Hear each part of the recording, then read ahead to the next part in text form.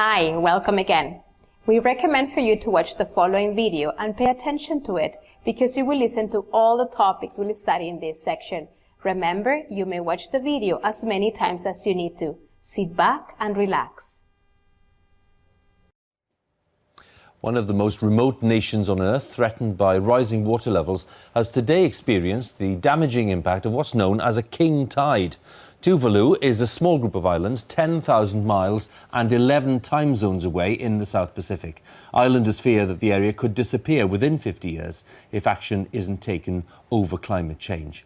Well, our environment correspondent, David Shukman, has travelled to the islands, and we can join David there now.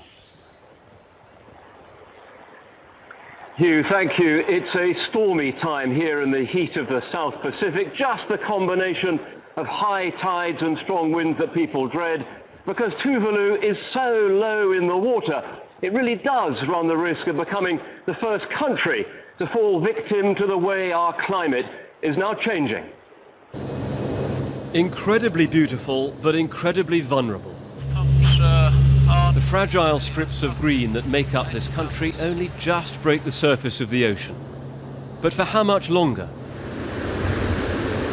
The mighty waves of the Pacific pound the shoreline during what's called a king tide, the highest tides of the year, and the effects can be devastating. This is the island's main road. I mean, we've never seen this in the past, water coming all the way up to this far. And our house is just up behind us. But the water also surges up from underground, through the coral the islands are built on. In the space of an hour, the lowest areas are all flooded. Everyone feels the impact. This priest steps carefully through the waters on his way to conduct a funeral. The higher the king tides get, the harder it is to keep things going here. So can you grow anything here? No. Because it's too salty? Yeah, too salty. Okay. The seawater is poisoning the soil and people are nervous. It makes me feel scary. So what will happen to us in 10 years' time?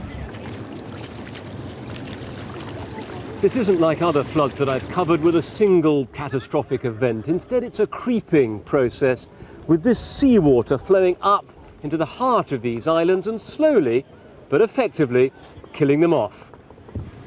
The water bubbles up in tiny streams, and everywhere you look, it just lies on the surface. And the problem is getting worse. At the harbour, the rising swell is monitored by an Australian system. The measurements go back 15 years. And at the local Met Office, they say the king tides are getting higher, a trend forecast to continue. In prediction, the next 5 to 10 years, the king tide getting worse and getting higher than normal. Then most of the coastal areas would be washed out. The implications are alarming. A typical high tide reaches about 2.5 meters. A king tide like now can be more than 3. The UN Climate Panel forecasts a rise of another 0.5 meter, when the highest point is only about 4.5 meters. Now for Tuvalu, each scenario would cost precious land. Only a small rise would see parts of the island go under, perhaps even the runway, a lifeline to the outside world.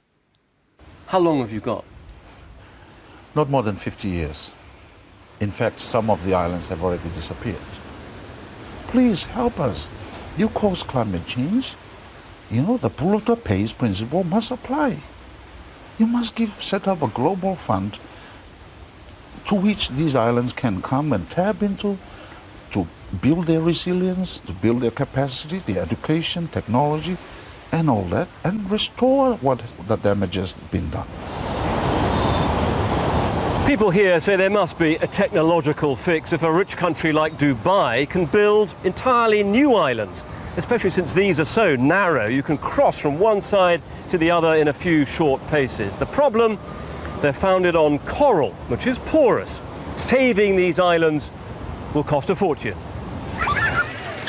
For the children of Tuvalu, the floods are fun. But for them to lead their lives on these islands will require massive international support. And with just 11,000 people here, will the outside world think it's worth it?